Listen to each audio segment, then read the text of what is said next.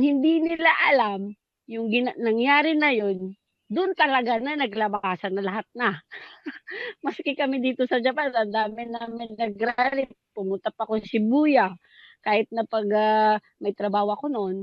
Kaya lang nakakaiyak at the same time, pero parang ano, ito na yung nagbuklod sa atin para mapakita dito sa gobyerno ni Marcos na hindi natutulog ang mga Pilipino.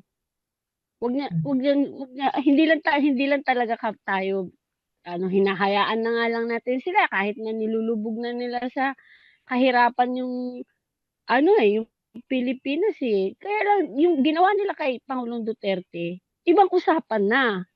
'Di ba, hinahayaan na natin sila, "O sige, tapusin mo na nga yung termino mo, magnakaw na nga kayo diyan, kahit na ubusin niyo na yung pera na." Ginawa pa niya 'to. Wala na, lalo na nawindang ang mga Pilipino.